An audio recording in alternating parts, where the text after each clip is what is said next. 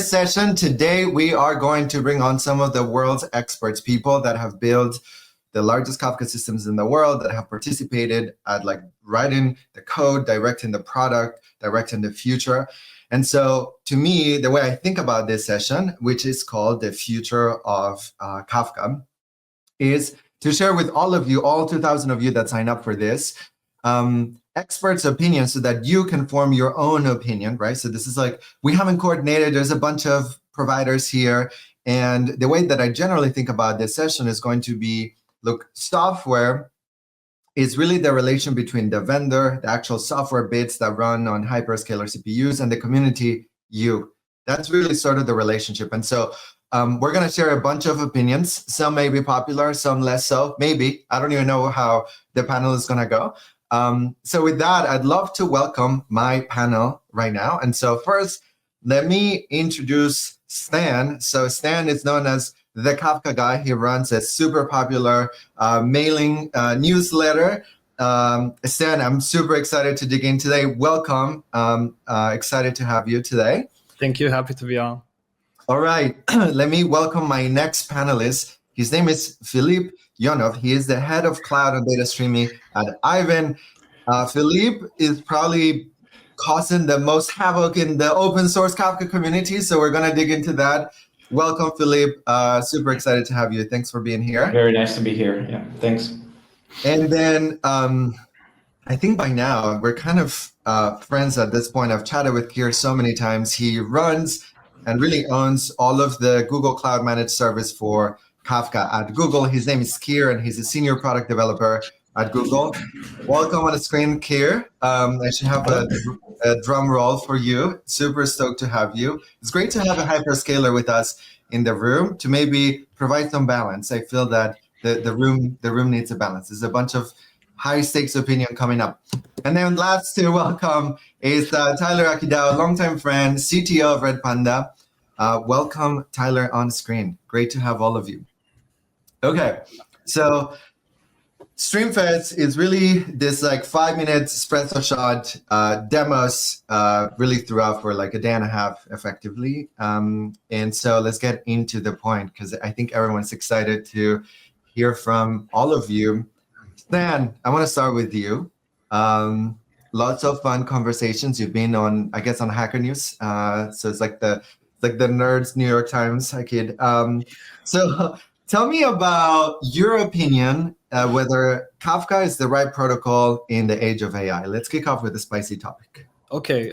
No, I think it's not. I think it's a dated protocol. I think it's too complex. But before we say in the age of AI, I think we need to sort of clarify like what are we going to use the protocol for. So the way I understand it, AI has like three I don't know, ways of using it. We have the training, which is these like background pipelines training your ML model. You have the inference, which is adding context to a prompt. And then you also have the agent persistence, which is like, let's say you have an AI agent and it needs to read data from Kafka or persist it into Kafka. So I'm kind of focusing on that third point, like from a user's perspective. And I guess it doesn't have to apply only to AI. I think it can apply to any sort of user. But nowadays we write a lot of code with AI, so I think it applies in a way.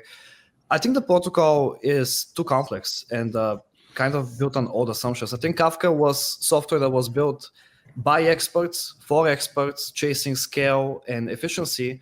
And in the pursuit of that efficiency and scale, you took some trade-offs, which is you have a lot of flexibility and a lot of complexity. So figuring out first how to deploy a Kafka cluster, but also how to use the protocol, how to use your clients, the best practices regarding batching, compression, exactly once, at least once, all these things, I think that's really, really complex. And for example, if you're going to have an AI agent figure out how to use a protocol by itself, an AI agent is dumber than a software engineer on average today.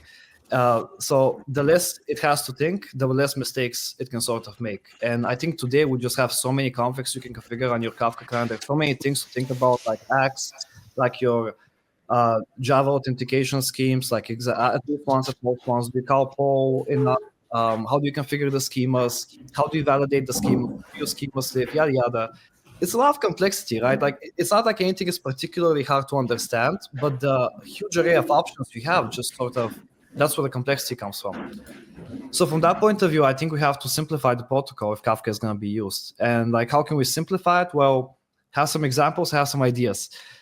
In examples, I think a TCP client, I think we can go simpler with an HTTP or a gRPC. The fact that we have to build custom clients for every language, that slows us down. You know, these other languages, they don't always have feature parity with a Java client. And Kafka is so Java-centric, which I think has kind of hindered it nowadays, especially as it's used by basically everyone. So I think an HTTP or a gRPC client would be great to have, or a proxy. And then if we could simplify the protocol in that proxy, that would work really well. So I have some examples. OpenAI recently presented in a conference. They showed that they built their own producer proxy called Prism. And that proxy exposes a single gRPC endpoint, only one, called produce batch. And that doesn't have partitions.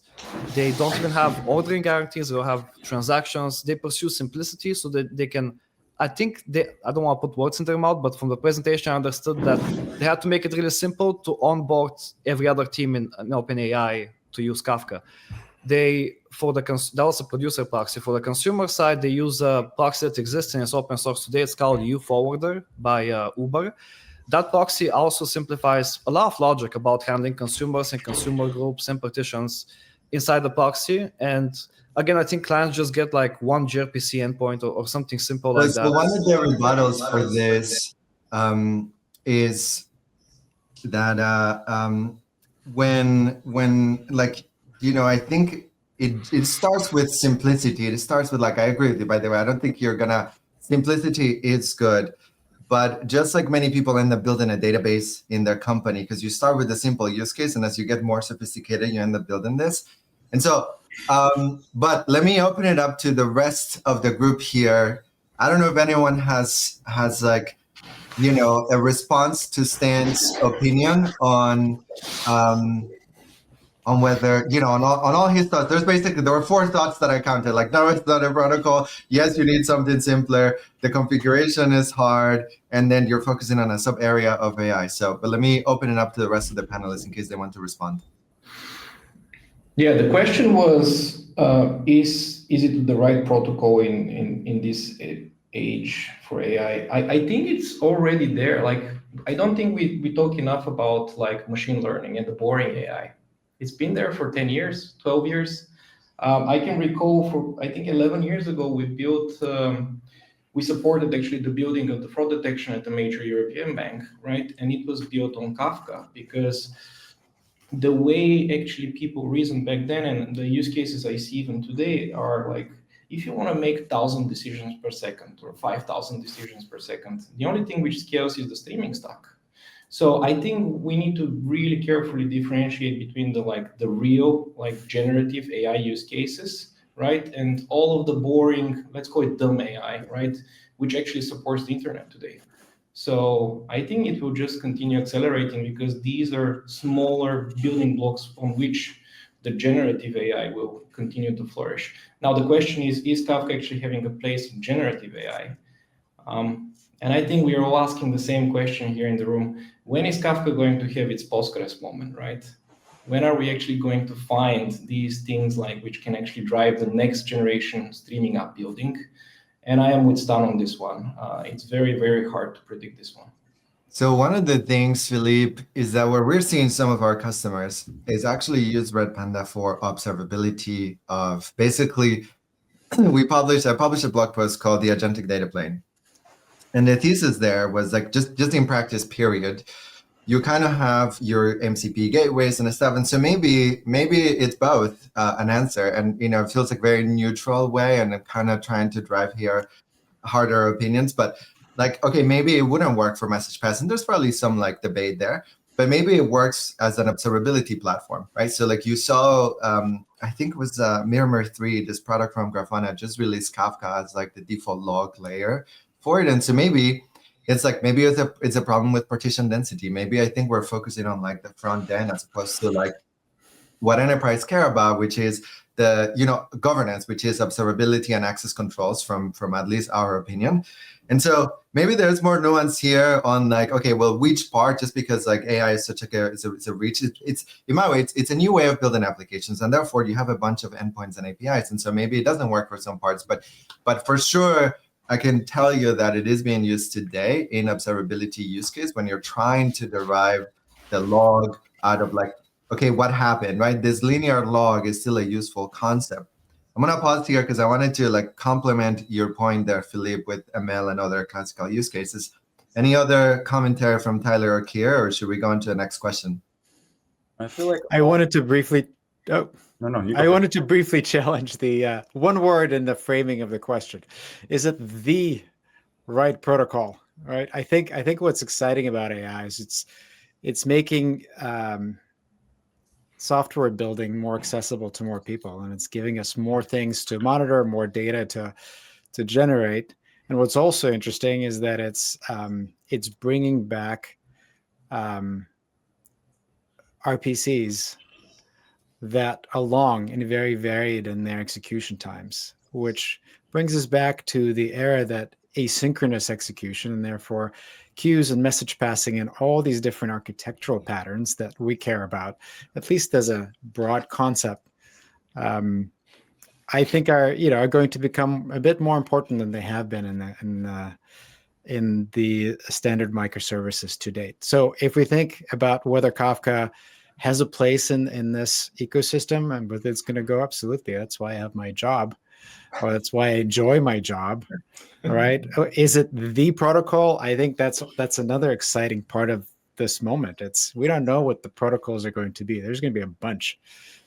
Right, and as you mentioned, maybe it's like you're hinting at durable execution, right? So like I think today agents are very turn-based. Like I go on to ChatGPT, I take a turn, analyze this document, I think that's its turn. I was like, no, this was a dumb answer. Please try again, whatever. But it's this turn-based protocol. And so what you're saying is like, look, if we actually take a systems approach, there's these long-lived executions where like durability, message passing, like why couldn't you have an agent that would give you insights about a conference that would take 3 days to execute? And so perhaps, it's a composition where durable execution and long-running agents, this too could be, at some point you have to have durability, a high availability of this long executions. And so maybe you're saying that that's like it's going to be an exciting place. Maybe the Kafka protocol would take part in that. So Tyler, any commentary before we move into the next question? Two quick thoughts. One is I feel like most of you have kind of highlighted that I feel like Kafka was really developed for analytical workloads. It's like this large scale, high throughput. And so but it brings a couple of really important things: the durability for asynchronous communication and the ordering are, in my opinion, like the two things that are really valuable. And so that's why people have then tried to fit it into all these other use cases, because it gives you these things that are kind of hard to find elsewhere. But the existing actual protocol itself is not meant for those. Like it's really meant for kind of analytical. The other thing I wanted to ask you about real quick, Stan, you mentioned OpenAI had this protocol wrapper, basically a proxy, and they pulled ordering out. That one surprises me. Like that feels like it's sort of important in the world. Yeah, they said they fixed it downstream. Okay, so they're reordering effectively? Right. So it's probably like the K delta, like offset with K delta, and then you put like epochs at the top, and you say within this epoch resort. That's interesting, because it seems like ordering, I think, is one of the things that really helped Kafka take off. Like it's just this feature that's just so useful to have. But also a quick point, like ordering is a little bit too coarse-grained today, because you order per partition, but frequently you just care ordering per key. Yep. So that's also a reason why partitions are a little bit out there. Like you can get ordering per key without even having partitions. There's a paper that was written in 2017. It's called Global Cuts. And so it argued for basically this pacemaker, and then it would make a global cut. And then in this global cut, you would like reorder in memory based on keys. And so it's probably based on the similar ideas. But let me pop the stack here for a question. So here. So the rumor mill is that AWS is shifting all their users to their Kafka protocol. What's the future of Google taking a first principles thinking, and why, maybe do you think that is going to coalesce around this pops up the right system to use? You're kind of like at this, maybe Google is taking a different approach. Like, look, we're just going to meet developers where they are. I don't know. Maybe there's like a change in leadership with the new CEO. There's like lots of questions. I don't know what you can share publicly here. Well, it's fantastic rumors to hear from Amazon. I'm already glad I joined. So, I used to be a product manager for PubSub for many years back when we didn't have Kafka. And in many cases, that was a very tough sell because Kafka is what people knew outside of Google. On the other hand, right, now we have Kafka, and AWS has Kafka, and Azure has Kafka. Should we all just do that? What I see is a version of what Stanislav has described early on. Right, we have users who understood Kafka and they really have applications that fit the pattern and the experts. And then you have users who just want to build something based on queues, asynchronous processing of some sort, scalability. They start asking us for features. Well, why can't you add autoscaling to Kafka? Why can't I have a REST API? Right? Why do I need partitions? All right. And so in many ways, the luxury of having a protocol and a proprietary system like Cloud PubSub is that we can experiment with all these things, and we can have a much more usable and higher level API for people who need that. I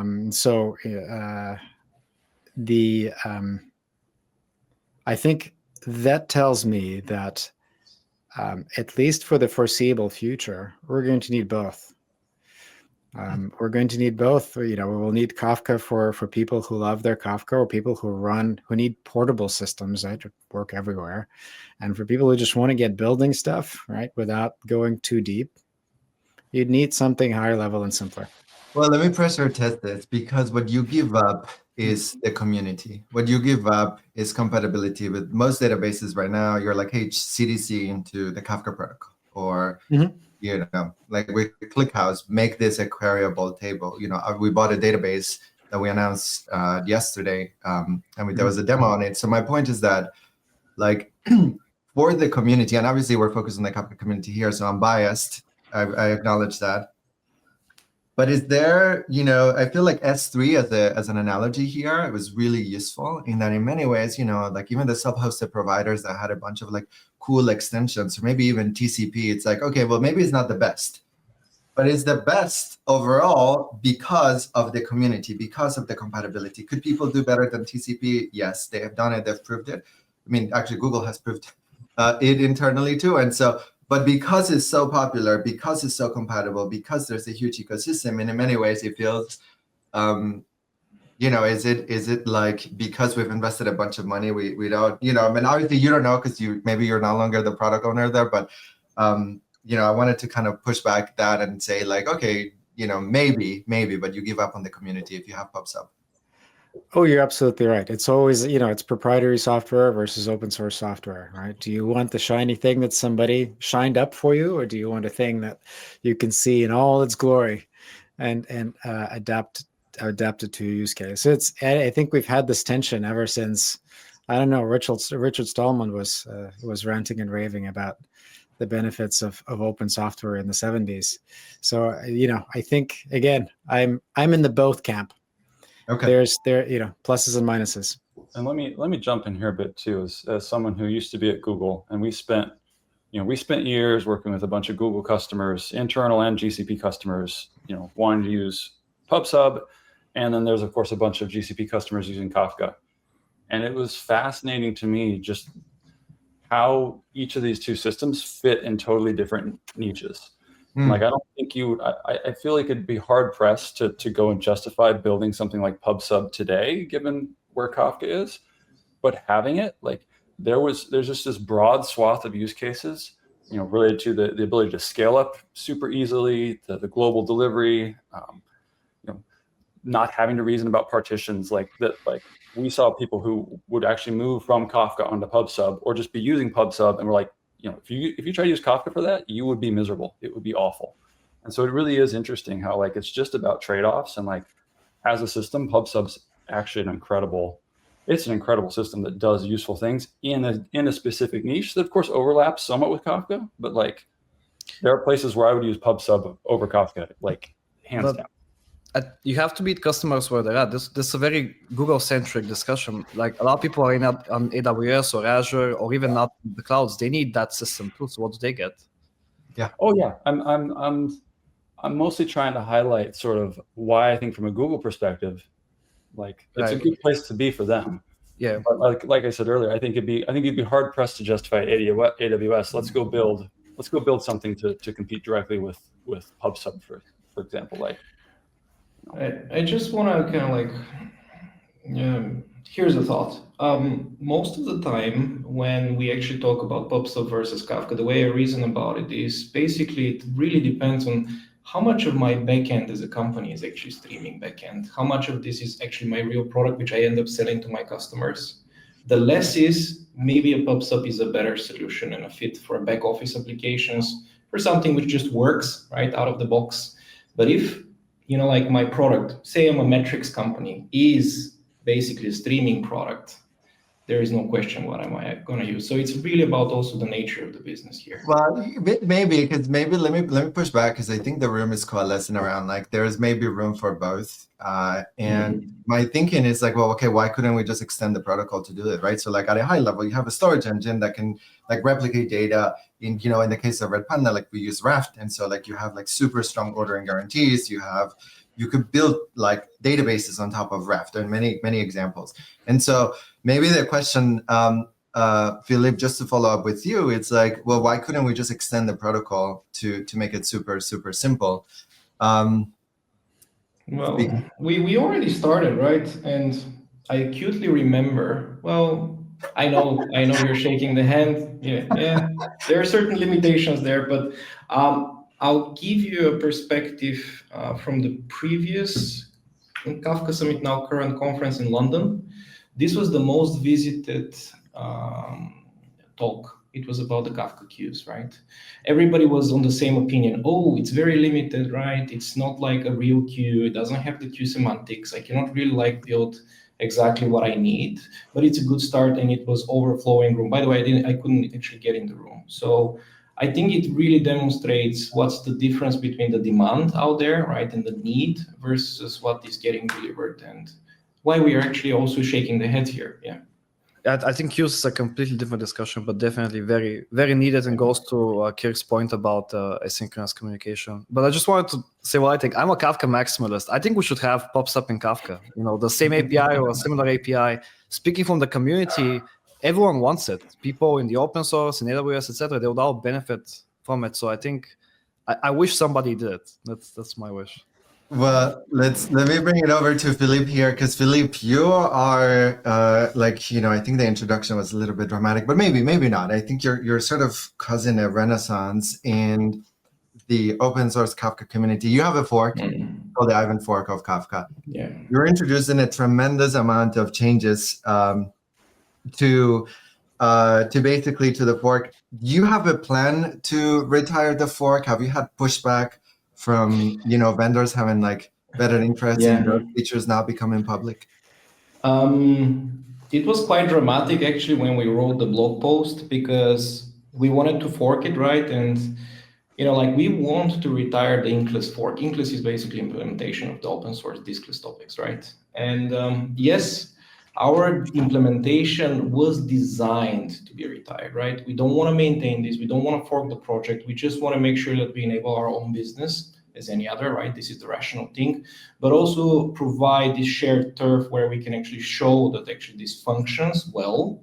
By the way, next week I'm publishing some really good benchmarks, so stay tuned. But from day one, we knew that with diskless, we basically have a very, very hard problem to solve. I call it we needed to solve a 4D puzzle. Basically, how do we innovate and move like a 5-people startup, right? When we needed, we address our business needs, we really wanted this innovation in. Basically move with iteration of a fast-paced startup, while we ensure that we deliver code and designs that are actually viable for Apache Kafka and the high community standards. So that's why we also made sure that We are very intentional when we separated those two things. And by the way, we are suffering now from a branding problem, because every time, even internally, we're mixing diskless, inkless. We created a massive marketing problem internally, simply because we kept them separate. We didn't want to kind of like rebrand and kind of like piggyback on the diskless name, for example, for obvious reasons. We wanted to make sure that the community actually has the shared turf to discuss what's the best possible solution when it comes to the open source. And there is a very important thing behind the thing here. We are not using something based on Apache Kafka as a real fork which we customize and then build our clusters with. We are using Apache Kafka. This is Apache Kafka. So the inkless repo is basically Apache with Kraft, 4 point something right now. I can't remember. We're pushing 4.1 very soon.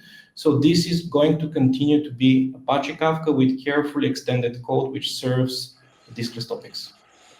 Stan, you follow this discussion pretty closely. You may even have written a blog post about it. So, okay, look, my controversy from it, and I'm pretty focused on the Redpanda implementations, and we just released Cloud Topics. It's very, it's obviously competitive in some ways, but because we use a different replication for data, metadata, it doesn't really, it's mostly, from my opinion, it's like an implementation detail, like the community field. So I haven't followed it as closely, but there's the Uber implementation. There's obviously the inkless implementation. I don't know, if you've chatted with users, how are they feeling? I think that you have a good pulse on social media when people, maybe they just DM you or they rant at you, this should be better, this should be different. What are your thoughts here on all the possible implementations and how do we solve it? So that's a Slack's implementation, not Uber's. I actually don't have too much data about this. I think my intuition is that people actually don't understand the tree, and I think they're confused sort of by the possible directions to take. That's what I've seen, at least from Reddit. But people are very excited for it. I've mostly been talking about Diskless. I posted about the Slack proposal once. I'm personally a fan of the Diskless proposal because it completely eliminates all the networking costs, and I think that's important. But I also want to focus on simplicity, because I think that's another problem that I hear from people all the time, that everything is just too complex. In a similar way, we can look at tiered storage, which G8, I think 6 months ago or a few months ago, and that also hasn't yet been adopted by everybody. I see some people get confused by it, etc. It takes some time to understand these complex features and why they're important and everything like that. So from that point of view, I think it's a little bit too early. But from the experts I talk to, the people that are in the know, they're super excited. And I'm also super excited. I'm a big fan of what Aiven is doing, and I want to thank them. I know it's a whole team. It's not just Filip doing that, for pushing it to a community. I think it can really help solidify Kafka's space in the field for 10 more years. Right. And I just want to build a little bit on top of this, because I was just at Current last week, and I attended a small meetup about diskless. And we had actually around 25, 30 people, right, in total, and some of the best brains when it comes to, distributed systems, object storage in a single room. And to be fair, I expected to be hundreds and hundreds of people, right? This is my dream. And, yeah, sure. But the point, what Stan is saying, right? And I can also count probably on the fingers on my hands how many use cases right now we have live with a diskless implementation in the wild. And why then I'm still hyped up? Why am I so excited about what we are? I also think it's just early. I know that S3 will eat streaming. It's happening. It will happen. Not yet, right? It's not even close right now where we are, especially with tier storage. We're slightly below a petabyte at Aiven, so it's not like a crazy amount of data in S3, but it will happen. And as Stan said, this list doesn't mean too much, to too many people right now. It really doesn't, but this will change. And currently, the most excited folks, as you said, probably are on the mailing list, or the talented teams which are building those across the different companies. And I think it will really win because it's the right architecture for the cloud. It's very simple. It's the right architecture, not just from engineering point of view, but also from a community standpoint. it really kind of like unites everybody, and you started uniting everybody. And this is the time to say thank you to everybody who is kind of like working on this. We had multiple proposals. There are different points of view. I don't see anywhere bad faith when it comes to the discussion. It's really engineer to engineer, figuring out how do we carry forward the streaming engines into the next decade. And guess what, right? I mean, when the community is united and builds deep conviction, and this is what really, like, this is where I'm pushing, like, help people build deep conviction about diskless, right? You can bet we can do some epic things going forward. Yeah. Totally. There's the, so what's interesting about this is that it's still 80% of the Fortune 2000 is built on top of the Kafka protocol. I think I want to push the community here in the industry, and we need to, in many ways, I think Redpanda needs to push the community here a little bit too. I think we've influenced some parts of it by just peer pressure, like, hey, this is an alternate implementation. But I do think that simplicity is going to be a big key going forward from the client protocol perspective. I think a balance, to like talk about balance here, it turns out the co-design between the consumer groups, in particular, that protocol, and Kafka, to me, is a tremendously helpful protocol on the client side, because it's really hard to have a hot standby. You need leader election. You need like a bunch of complexities in the consumer group that we see in practice. So we power a couple of large financial trading companies, and they literally have a hot standby pod in their Kubernetes cluster waiting in case one thing crashes to pick up the next thing. And there's like tricks that you can do to reduce the latency. So I agree also that that's like more on the advanced use cases. And maybe the future is like, look, if we divorce the front-end protocol, what is known as the Kafka protocol, from the backend, from like the storage thing, the thing that actually replicates data, if you think of it conceptually, it's two parts. We did it that way because we literally wrote a storage engine, and then we wrote the Kafka front-end parser. Then you have a lot of opportunities to move the community forward with a much simpler protocol. Like, look, HTTP is simple. There's nothing complicated about it, and there's a bunch of clients. So why couldn't the Kafka storage engine provide, primitives here to move forward? Akidau, maybe over to you. I don't know if anyone else has any commentary to follow up, but I wanted to add a brief thought. I think that brings together this topic with the original topic. There's the protocol and there's the implementation. And I think as a community, we have both a very interesting technical challenge and an opportunity, which is to deal with upgrade costs. So if, when you think about Fortune 2000 or Fortune 500, oftentimes better is not better. Yeah. Better is just exactly the same, bug for bug, right? Yes, it's better. Yes, you convinced me. If I started from scratch, I would have built it with this or that, right? But I didn't, right? And so Kafka is interesting in that, as a protocol, it doesn't support load balancing between clusters natively, right? And that makes every upgrade a nail-biting kind of experience, right? And then in some ways, I think it puts an interesting kind of mechanic in our progress as a community and our ability to introduce innovations like diskless, for example.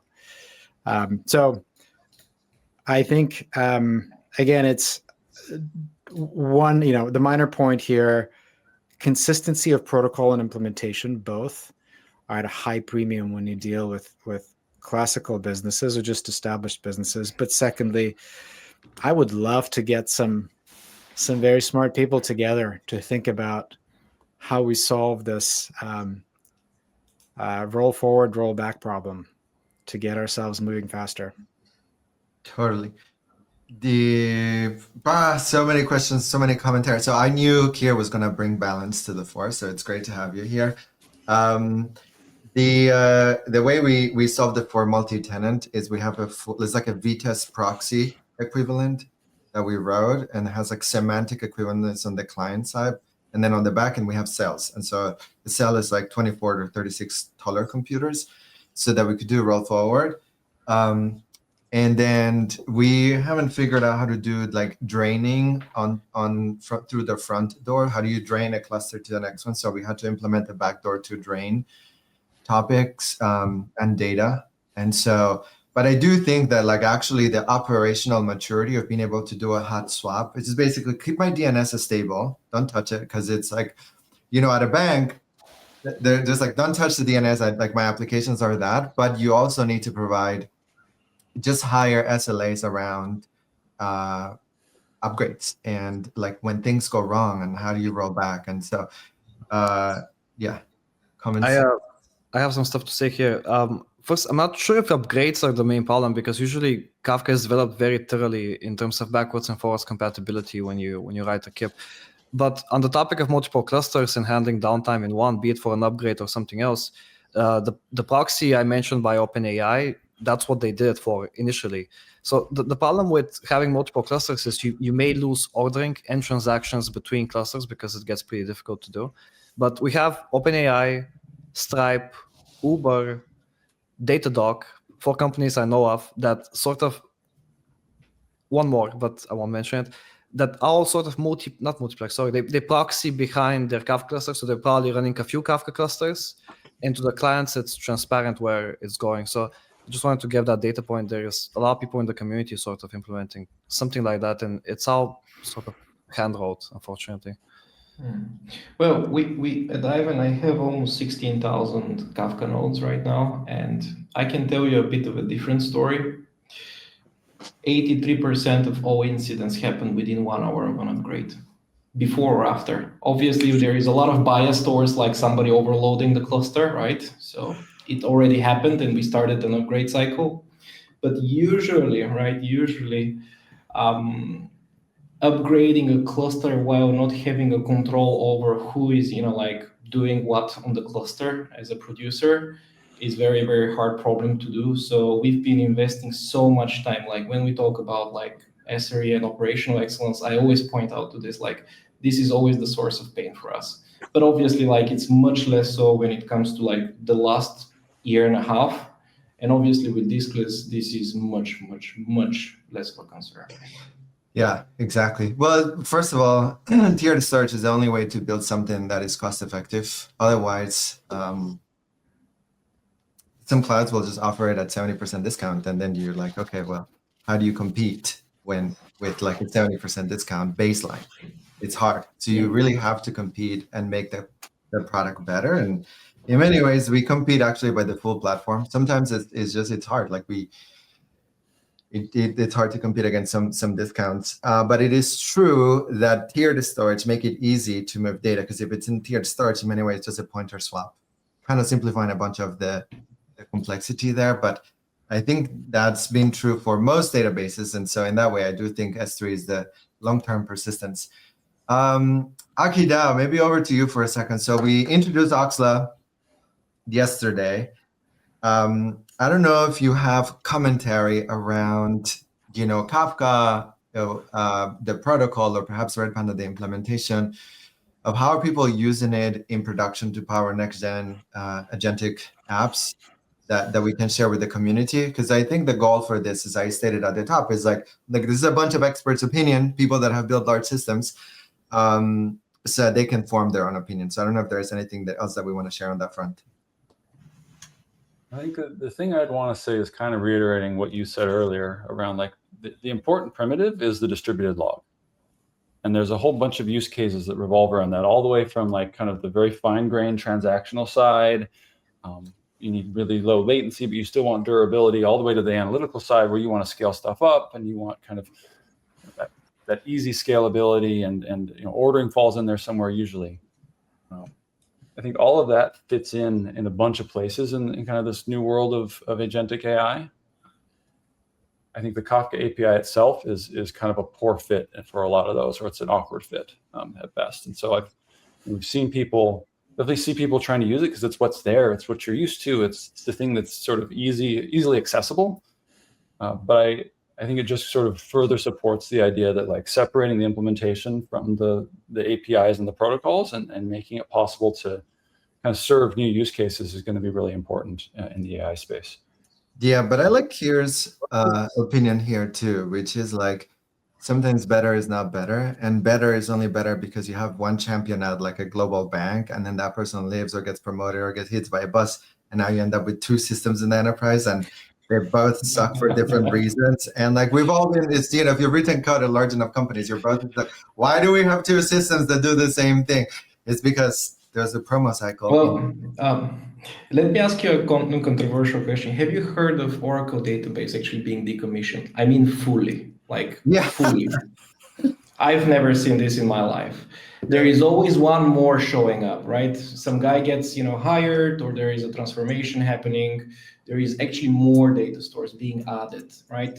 But rather than removed. So this idea of the central log, right, a source of truth, is so powerful. I think Stan had a very good post about the roots of Kafka. I think you wrote on LinkedIn about like how it was actually conceived and what problems it was designed. I think it's the same thing today. This is where we are. Like we need to create a system which can act at scale as the source of truth, so that this can, I call it technical depth, continues actually providing the necessary context for what gets built next, whether this is agents or something else. It doesn't really matter. Awesome. I don't know. I think it's good for us. The more databases, the better for Kafka. Yeah. Right? Yeah. Just for fun, right? If we remember that part of the value proposition or part of the value of Kafka in a large organization is precisely accepting that physics, that you're going to have all these different services and all these different technologies, and you need an N+1 thing that's going to join them all, right? We used to have, and we still have, lakes, right, to bring it all together for analytics. Right, Kafka comes in and says, okay, well, let's do event sourcing, or at the very least, distribute updates at scale and sort of, make it possible to materialize any database in any other database. That's pretty cool, right? And the more diverse your environment is, the more valuable that is. Now, not every organization is large enough to truly benefit from this, but I have a feeling that, where Kafka exists, it's going to stay right alongside Oracle. Yeah, totally. It's the idea that you always ship your organization. Software, it just reflects your internal organization. So, no, go for it. As a fun note, I learned recently that Oracle apparently added a Kafka API to their database in some type of component. Added fractional support for it. It's like dominant. Okay, so we have about 4 minutes left here. I want to just ask the room, what am I not asking you that I should be asking you? So if you're a community member, you're part of the larger Kafka community, maybe you have Aiven's user base, Redpanda user base, Google, Confluent, open source, Apache Kafka. What should they walk away here from? Like what should we discuss in over the next 4 minutes, given the experts in the room? I just want to flip the script very quickly, and this is not a discussion, but rather a reminder for everybody. We are always talking about what will change, what has to change, but I just want to provocatively ask what won't change, right, in the next 3 years. Sure. Probably we'll hear we love streaming, but I wish it cost more, or I prefer it actually slower, or I want it actually a bit less reliable, please, right? This is what I'm also sharing with my teams, and when we talk with customers, this is what we do, right? When it comes to this big data technology, make sure that it's cost effective, make sure it's faster, make sure it's more reliable. Obviously, I'm an open source maximalist, keep it open source, make sure that things actually work in the open. So while everything, around AI is about change, I also want to say there are certain things which won't change and will be here happily streaming in 3 and 5 and 10 years. Yeah, I think Kafka won't change. I have a lot of criticism about it. I have a lot of opinions on how to improve it, but I want to remind you all that this is the product and protocol that won. There's a reason that there are 15 vendors or services that implement the Kafka protocol. It won. It's gonna be here. Once you cross a few million lines of code, you're kind of gonna be around forever. One thing I'll throw out real quickly. We've talked a lot about protocols and APIs and which one's the best one. And Stanislav made the comment earlier that agents today are kind of dumb. And they are in some ways, but they're also really, really smart in other ways. And I do think, starting now and just increasingly going forward, the whole idea of, how hard is it or easy to use a protocol or API gets diminishingly important because the agents are just so flexible. We saw this with Oxla, we bought Oxla, we were kind of building some demos, every standard SQL compatible system has some, warts in the syntax that it supports. You throw it at a human, they'll be like, oh, I'm trying this query that I've tried before, and it breaks, and they're like, okay, I got to figure out how to make this work. You ask an agent, just go query this thing. It tries, it's like, oh, it gets back an error. Oh, that doesn't work. Okay, well, I'm smart enough. I can figure out very quickly, how to do it differently, and just kind of real time there adjusts and adapts. And so I do think we're heading towards a world where, like, okay, you've got these funky protocols or these new protocols that maybe otherwise wouldn't take off. Agents are kind of like, ain't no thing. Like, sure, I can use that. And so I do think the world's going to change. Yeah, point. Kier. Yeah, but you're using tokens, and You it's are. too Trade-off. But One last question we could have talked about to throw in the last minute. We haven't spent much time on governance.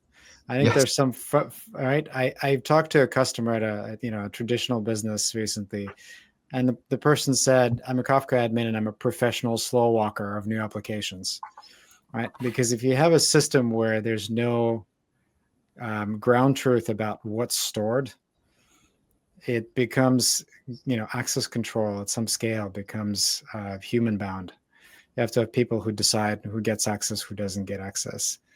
So I think, we've been trying, but I think as a community around the protocol, I think that's an innovation that's still out there for grabs.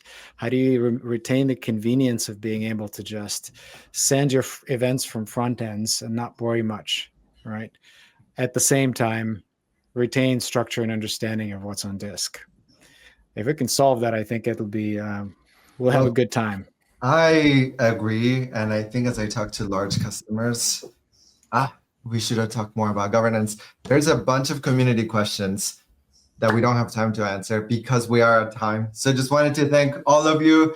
Thank you for joining. I figured we're just gonna run out of time. It's like natural when you have a bunch of smart people with good opinions here. So thank you, Stan. Thank you, Filip. Thank you, Kier. And obviously, thank you, Tyler, for joining us in this panel.